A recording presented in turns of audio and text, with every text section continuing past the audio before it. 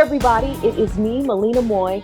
I'm so excited. I hope that you guys are doing well and staying safe.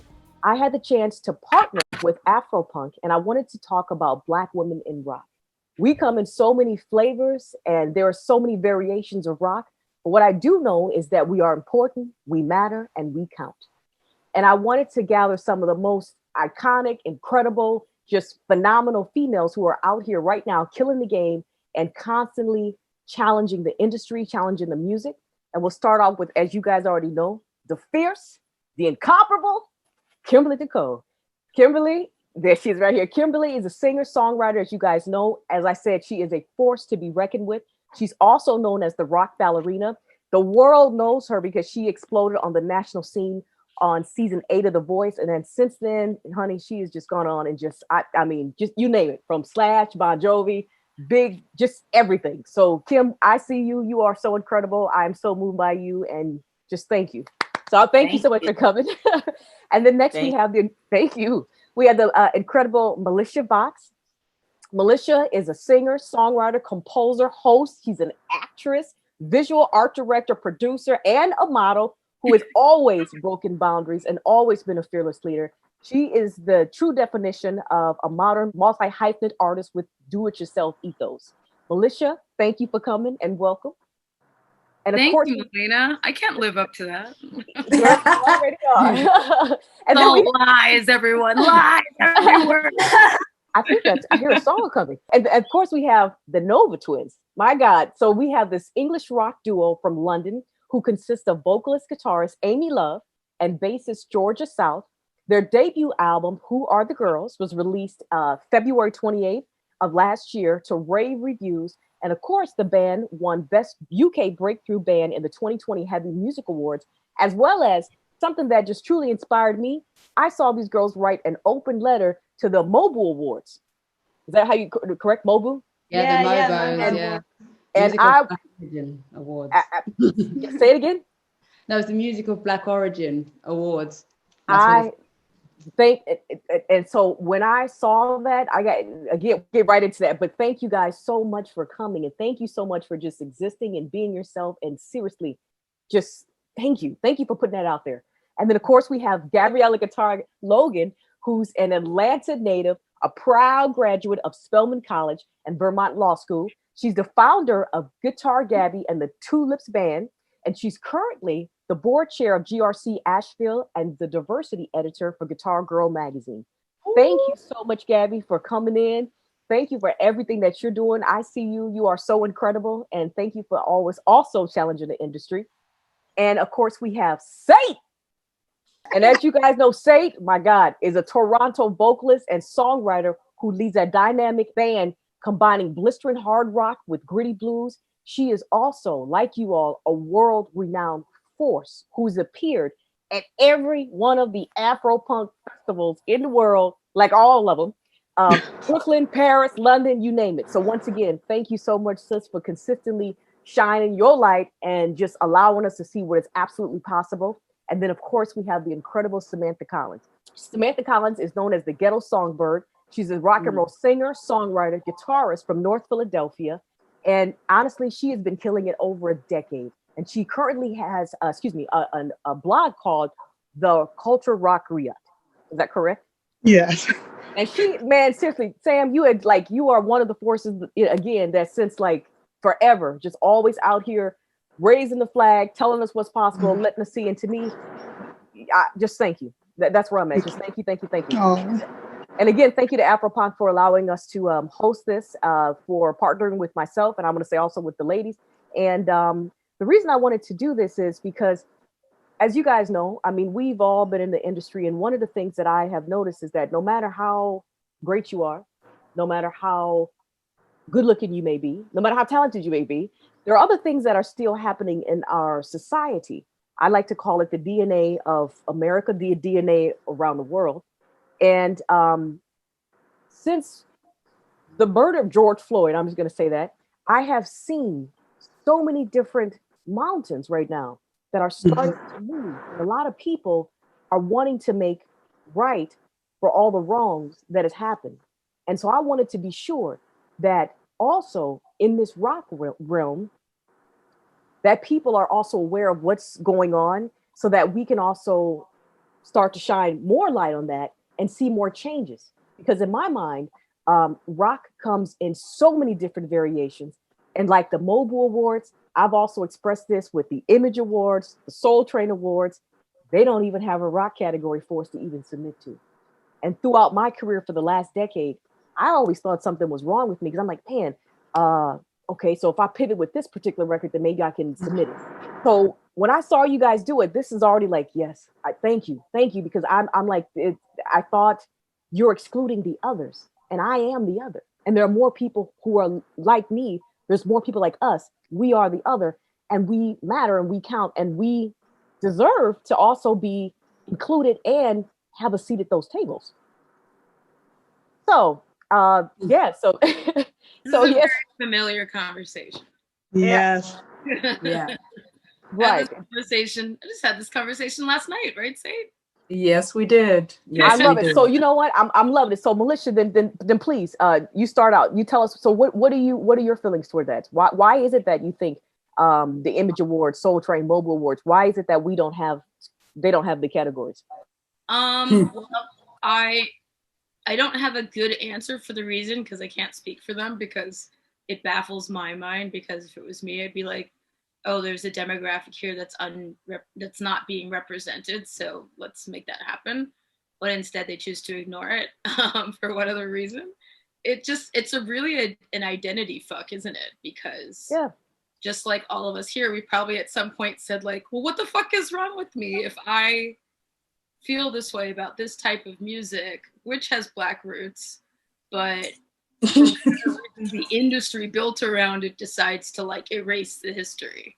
So, I mean, some of you know or don't know that I have a music television background. You know, I was a VJ and a host on Fuse and MTV2, Much Music, and VH1.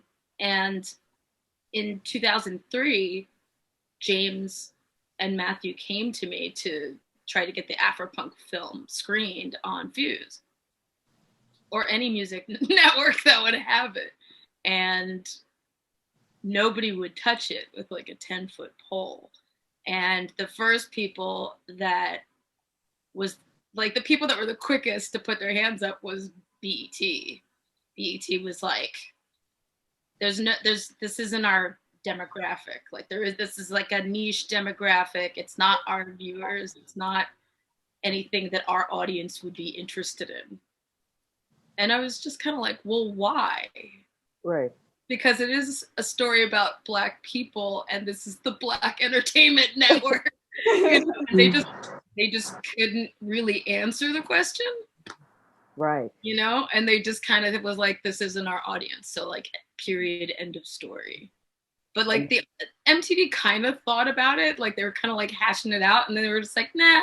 Like obviously the film is like kind of rough. Like, let's be for real. It's a hard watch, you know, unless you're really engaged in the material, because it's a little jagged and like, you know, it's an indie film, fine. But I at least wanted to get the conversation on the air. Right. And the people who entertained it was Fuse, because Fuse at the time was trying to be the anti-MTV. But then they ended up just, you know, kind of sucking MTV's dick. And, you know, it just became the opposite of what their original mission statement was. By the way, I have no filter. I should probably don't worry. I love it.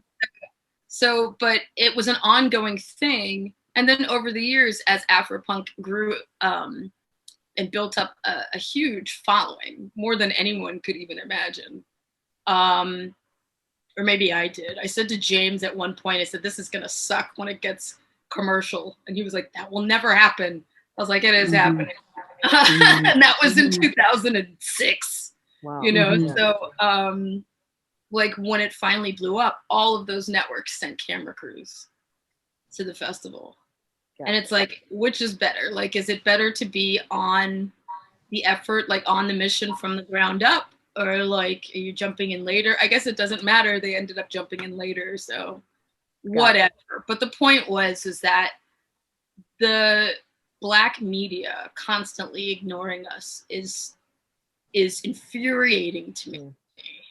It's just like, And I appreciate you, Nova Twins, for reaching out, because I was doing a similar thing at the time, except mine was not on social media. It was more direct to Black media. I was harassing it. There's no other word for it. Straight up harassing Black media outlets as to why they choose to ignore Black rock and rollers and Black alternative people. And no one has ever responded to me. Wow. So like the next step would definitely be to call them out on social media. And I think it's really difficult because people don't like to admit that they've adopted, I guess, that kind of whitewash mentality. So whilst we've been talking to, you know, like the white rock male dominated industry saying, you need to include us, because at first they weren't including us. Yeah. And then we thought, hang on, our community, like, also need to include us as well, because we go nowhere. And it was just about, I think people don't realize they've adopted that way of thinking. We was on a panel the other day discussing with Radio 1, which is, I'm not sure what the equivalent is in America, but we have here. And we're talking about the Moye Awards that we wrote, and someone said, well, just let us have our thing. This is another, you know, another R&B, like keep it. Let us have our thing, like we weren't a part of that. And I'm thinking, we are rock. We invented it. You know, it comes from us. And when it was really hurtful, actually, from like another Black woman to say that. And it was just like us, like we weren't even seen as that. We're these oddballs that kind of don't fit anywhere. And it's like, I think we have to readdress that mentality. People need to kind of just fucking shake it up and just open their eyes, because they will love it. There's so many people who convert once they kind of, you know, they kind of experiment and discover new art. It's like, we want to make some angular sounds, we want to make some distortion, we want to play with that, but they've never felt allowed to. When Black kids to rock and roll when they're young, it's literally like, that's not cool, you'll get judged as a teenager, you know. And I think we need to just open the dialogue and make sure it's everywhere, so people feel like they've got options. We need to give the new generation options, because there are none. And we're in the middle of right now, all of us lot are trying to break down all these stereotypes.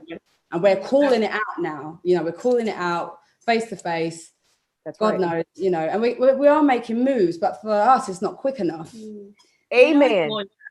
Honey, for us, it hasn't been quick enough, and we've been in the game for years. You know, it's like, it's the kind of thing where we're just like every generation's trying to beat down these walls, but I mean, you just have to unapologetically do your thing. But it's also a trap, isn't it? Because it's an industry, so it's a business. So the only way that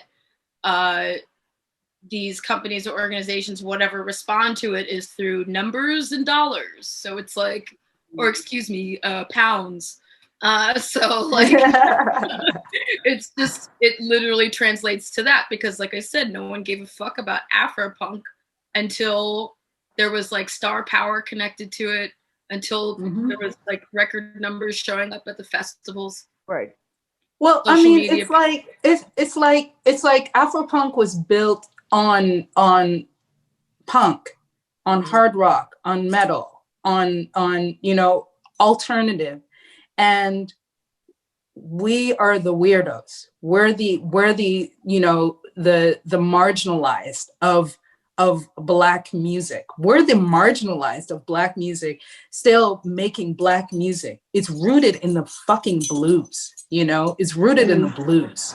That is Black music. That is Black classical foundational music. That's the music of pop music. That's the foundation of pop music. And we are marginalized. We created and built up Afropunk to a place where it's like people are finding community and finding the like, oh wow, I can really do this. I can really do this. And feeling like I can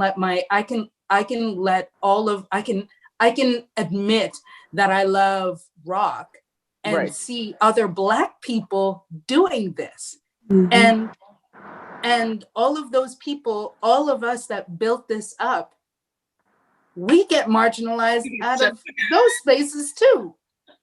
Right. And Kimberly, what are you thinking? How do you feel? Sorry, I put my phone on mute.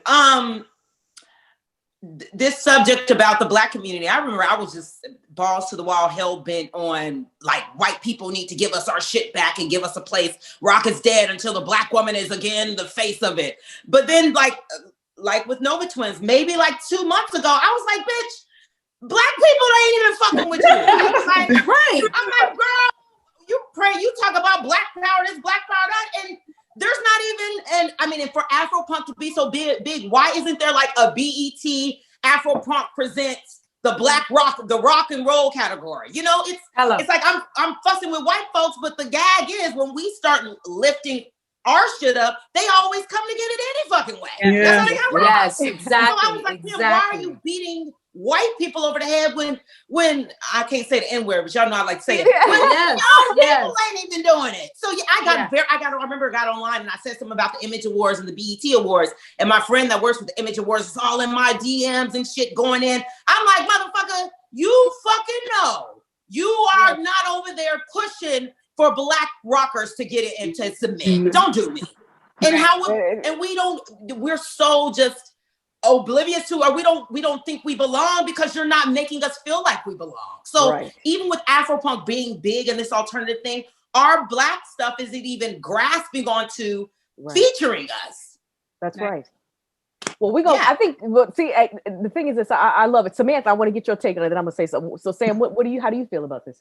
What I feel about it is I've been in the game since 2000, right? And it's been the same thing all the way up to now. 20 years of the same thing. And at one point, I did think I was doing something wrong, but then I started getting those executive options of being signed and everything. But the main thing they would say back in the day is, well, can you drop the hard sound and be more like India Arie? I started hating India Arie just because of that. And I didn't realize that until later. And I love India Arie. It's your main thing, right? Her. But that's all I kept hearing. It's like, well, what can we liken you to? What can we compare you to? I was like, at that time, there was nothing to really compare me to. But I'm to the point today where I'm no longer trying to get through those doors. They say about having a seat at the table. I'm creating my own table and sharing my table with others. Yes. Amen. Yes. Amen. That's exactly why. So my thing, and then Gabby, before I say something, how do you feel about this, Gabby? I mean, piggybacking off of what everybody else has said is how I feel. But then also piggybacking off of what Sam just said, growing up, I knew that I wanted to do something in music, but my dad was extremely keen on, and I didn't understand until I got older, but my dad was very keen on, if you want to be in the business, you have to learn the business. Playing a guitar and learning a song is not good enough. You're Black, you are a woman, and unfortunately, you're going to have to work 6 times as hard to not even get halfway as your white counterparts do, especially in the genre that you're in, because white people have completely appropriated it. And so you have to figure out a way to create your own path to get to the end goal that you want to have. And so for that reason, that's part of the reason why I spent a lot of my years outside of learning guitar and like writing music and recording. I spent a lot of time learning the business, learning, how to be a businesswoman inside of the music business, instead of just saying, hey, I play guitar, I have an all Black girl band, you want to hear us? And that can get you but so far. But if you don't know how to play their game and be better at them at it, then you're going to keep getting to the same wall. And piggybacking off of what Sam just said, I agree. Like, I'm making my own damn table. I'm building my own damn door. And not only that, but I'm going to go in through the back end and steal white people shit and then bring it back to our table because that was ours to begin with. So, exactly. And for me, I do that through, part of the reason why I went to law school is because I wanted to understand how white people in this industry think, because white men dominate it, not just in playing the genres and playing the instruments and singing the songs, but they dominate in the business side. They're all of the attorneys, they're all of your lawyers, they're all of your, media heads, they're all of your label reps, like they're everywhere. So I was like, I got to figure out a way to get through the back end to bring some shit back to, to my people, to my community, because it started with us anyway. So, and I'm not going to keep asking you for the same shit over and over again. I don't like repeating myself. Well, I'll say this. What I think is I hear everything that you guys are saying. I'm 100% obviously on the same page. And then just for me, I came out to LA with $20 and I was homeless. I used to live in the street. I would wash up in gas stations and live off of 2 tacos and water a day. and I sleep in between the front and the back seat of my car and put clothes over my head, and people wouldn't know I was in there in my car. And then I would just keep taking meetings and just stay consistent, trying to make stuff happen. And I will say this, for me in the beginning, they were saying, yo, Malina, like, you got a good look, you could play, you could sing. But my thing is the guitar.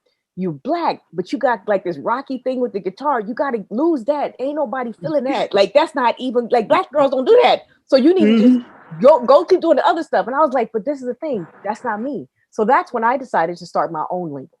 And then when that happened, I got fortunate and ended up getting it funded by a guy who heard everything I was going through and said, hey, you know what? I don't know why no one has done this. He stepped up, put the money in it. And then, like you said, just learning. And to me, I would say this, relationships. That's everything, relationships. Because one thing I do know is that saying when they say game, recognize game. So 100%, whether you're Black, white, purple, or green, you got to find, which we got to find those people who see it. And I know I sound crazy when I say this, the spirit of us. Because when they see who you really are, God, some way, he gets it where it just shows favor and the things will turn around. What I will say is, since the murder of George Floyd, I got to tell you, oh my God, the changes that I have seen just in the people has given me like a new light, which is why I said, you guys, now there's more of us. It's always been, but now we can mobilize. And with the internet, we see each other. So like you said, we don't need the reason we're saying this is I'm challenging. I would love BET, Image Awards, Soul Train Awards, Mobile Awards, all of these particular networks to please add a category for us as rock. And it's so many different levels to it. We should not be excluded like that. Again, we go back to Sister Rosetta Tharpe, the woman who invented rock and roll.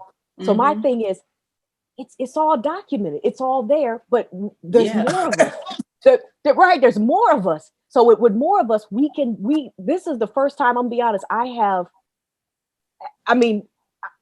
just feel so compelled, which I always did, but I was like, we need more. I'm not a fool. We need more. I'm seeing everyone. We need more. We need more. And then once that happened, once murder George Floyd happened, and I saw now how people are like calling people out.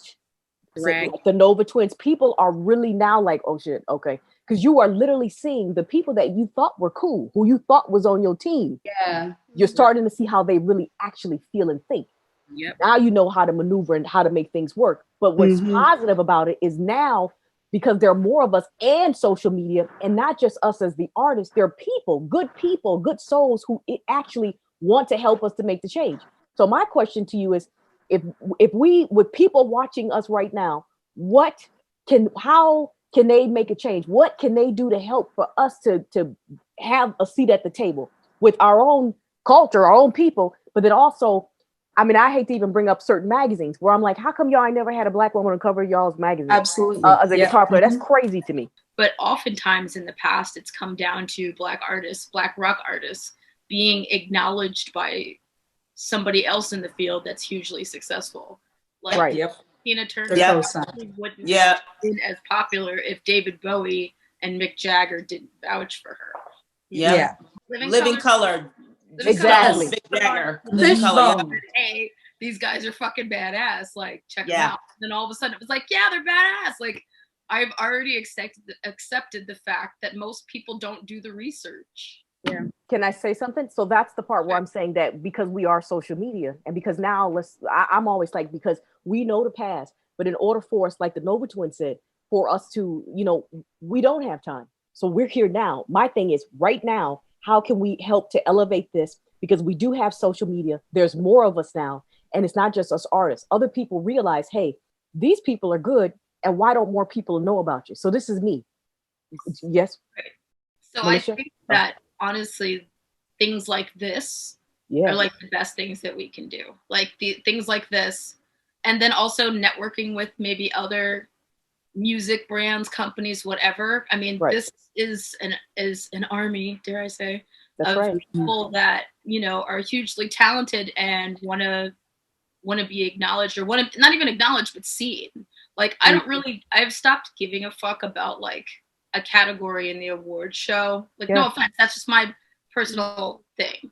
I'm more interested in communicating musically, or at least communicating who I am as a person, and reaching other people with a similar feeling or identity.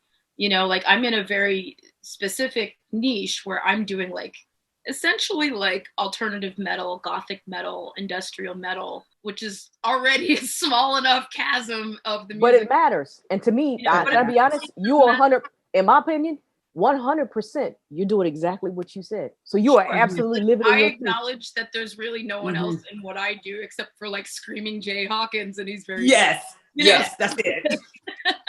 But it's important, and you matter, and you're killing it.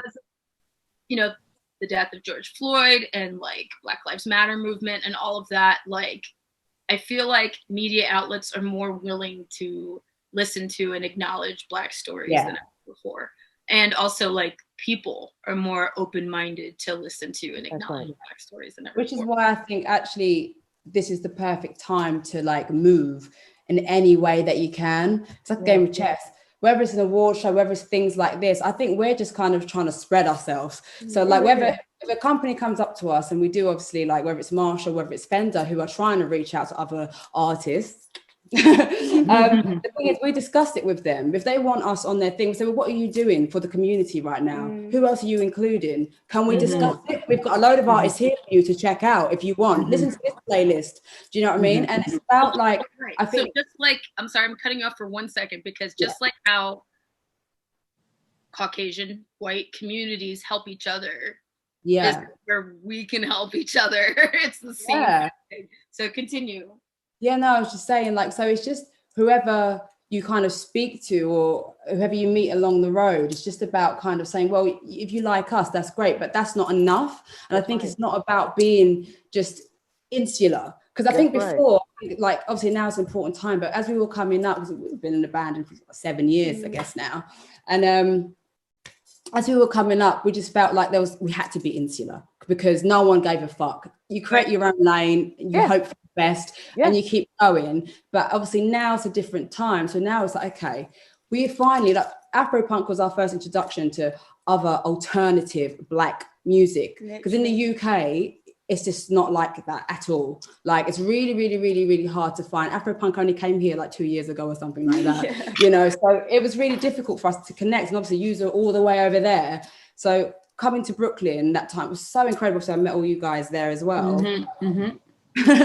And I just think, it's just a really, really, really great time. So if there's any opportunity that we get, it's just about saying, if you want to not fuck me, but fuck with me, if you want to kind of hang out with us, that's cool, but you need to take our community as well. Amen. And that's how you do it, because suddenly you become, like you said, an army, and then people want you, and then, you know, they've got no choice. That's right.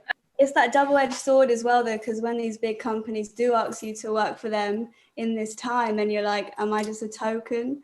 But then you're just like... Yes, see, that's the other trap. Going on. I do the opportunity because you want to inspire the people that do read it and will see it, but then foot in the door. See, it's kind of like, what do you want? Well, the token is the trap, isn't it? Yeah. Like, how many of us, like, for the longest time, it was like, I don't know, at least I'm going to speak for myself, but I'm sure other people can know what this feeling is when I mention it. When you got chosen for something and then you realized that it was just you, like you were the one, you know, creative choice, or you were the one, they just chose one. There couldn't be two, you know, so like, yeah, or there's that feeling if somebody else of color already got picked, probably thinking, nah, definitely not. That's it now, that's what's done. Yeah.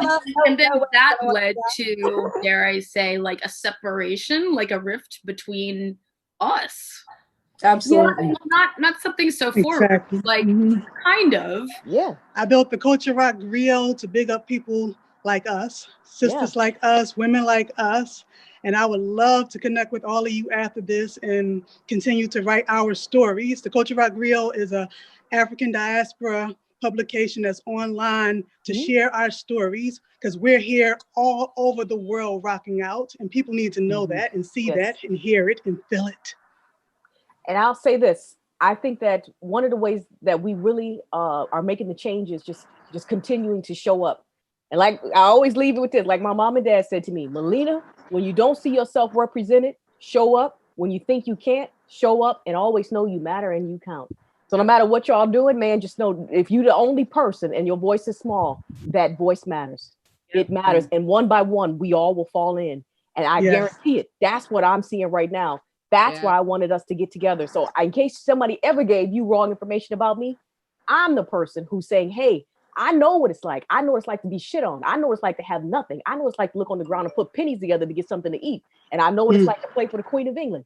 So all I'm saying to you is please know that I am a friend. I want to see all y'all win because there is room for all of us. And I want to see you all get everything that you've ever imagined and beyond. Because at the end of the day, it's so beautiful to just see you up there just living in your truth. That's how you really change people. You make me feel shit. I'm gonna just keep doing it. Watching you, it's like a fucking experience. That's what music does. So yeah, so I appreciate y'all. I love you. Keep killing it. Thank y'all for being on. And y'all buy Kimberly's record. Go do it for me. That piece that you always have. Buy my goddamn record. What you? I want to say something though in closing. Militia, you looking like a light-skinned Shaka Khan, bitch. You're giving me fever, girl. Come on, baby, Shaka. Come on, Shaka. Kimberly, you need a damn show. Rocka Khan. Man, keep killing it. And thank you, Afropunk. And this is the first of many. And we are Black Ladies Who Rock. I appreciate you. God bless you. See y'all again.